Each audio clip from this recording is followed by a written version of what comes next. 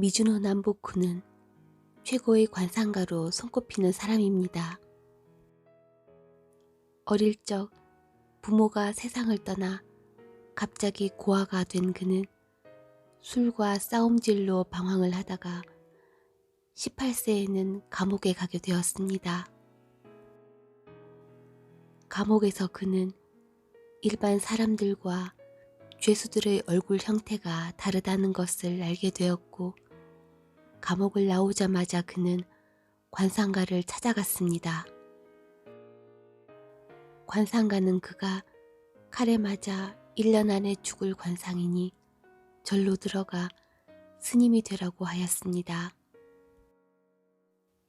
남보쿠는 스님을 찾아갔지만 스님은 일정 기간 동안 보리와 콩만 먹으라는 수행과제를 내주었습니다.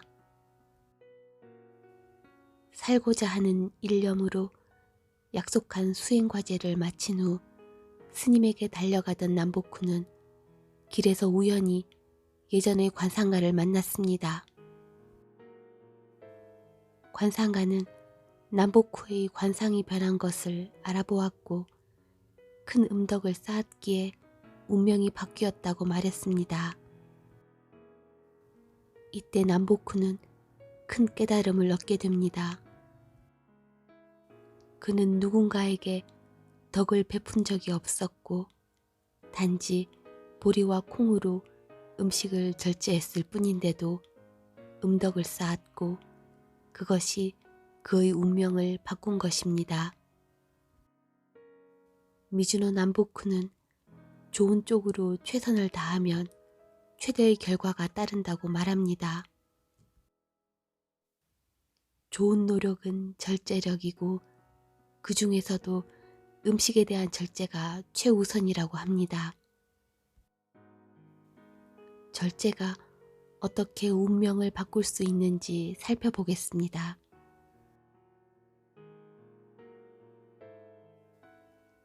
생명이 있는 모든 것에는 하늘에서 베푸는 식사량이 정해져 있다. 생명을 유지하기 위해서는 반드시 음식이 있어야 한다. 생명은 음식에 있다고 볼 수 있으며 음식은 생명을 유지하기 위한 근본으로 생의 기륭이 그것을 통해 결정된다. 그러니 두려워해야 할 것도 음식이고 신중해야 할 것도 음식이다. 이러니 음식보다 더 중요한 것이 또 어디에 있다 하겠는가. 식사량이 적은 사람은 관상이 좋지 않더라도 운세가 좋다. 그 나름의 축복받는 인생이기에 단명하지 않는다. 또 노후도 좋다. 식사를 항시 많이 하는 사람은 관상이 좋다 하여도 몸의 컨디션이 무너지기 쉬우며 평생 스트레스가 끊이지 않으며 노후의 운세도 좋지 않다. 항상 자기 신분보다 과하게 맛있는 음식만 골라 먹는 사람은 비록 관상이 길하다 해도 그 운세는 좋지 않다. 고치지 않으면 집안이 몰락하고 출세나 성공할 일도 없다. 또 가난한 자가 미식을 고집할 경우에는 고생해서 일함에도 불구하고 나아지는 것 없이 평생 고생만 하게 될 것이다. 소박한 음식을 먹는 사람은 설령 빈곤한 상이라 하더라도 재산이 모이게 되며 노후에는 안락한 생활을 하게 된다. 소박한 음식을 먹는 사람, 소식하는 사람은 관상이 악상, 빈상이라 할지라도 건강하게 장수하며 자손에게까지 재산이나 명예를 물려준다. 식사의 양을 엄격히 정하고 지키는 사람은 설령 지금 빈곤하고 또 악상이라고 해도 그에 맞는 복을 받아 모든 일이 잘 될 것이며 노후도 편안하다. 겉보기에 약해 보일지라도 병에 걸려 고생하는 일이 없다. 식사가 불규칙한 사람은 좋은 상을 가졌다 해도 그 운세가 흉하다. 무슨 일이든 이룰 것 같으면서도 이루지 못해 평생이 불안정하고 노후에는 특히 더 그렇게 된다.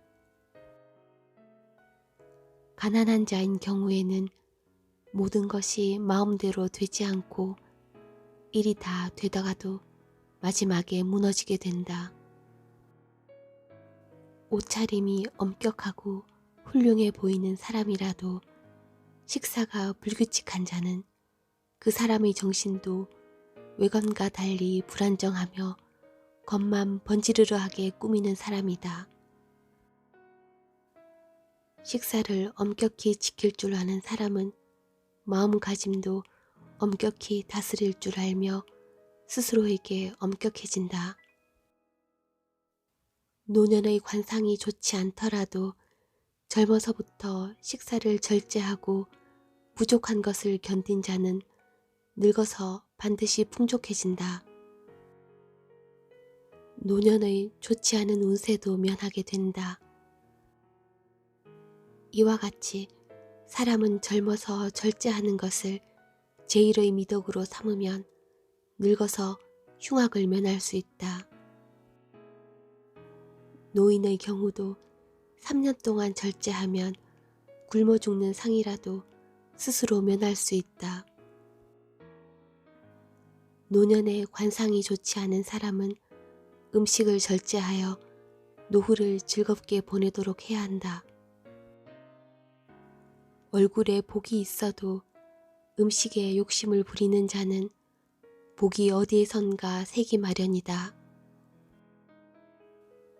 복이 있는 사람이 가난한 자와 같이 음식을 절제하면 재산을 지킬 수 있다.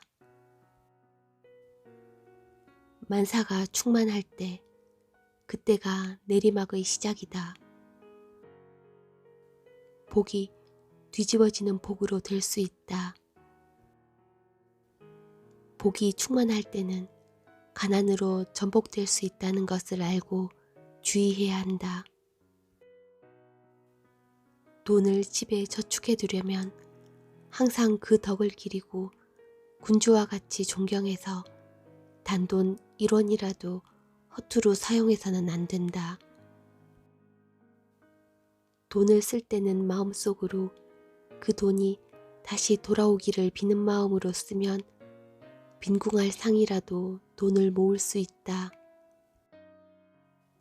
어디를 가든 자기를 존경해주는 곳이어야 찾아가기 쉽고 찾아가서도 편히 머물 수 있다.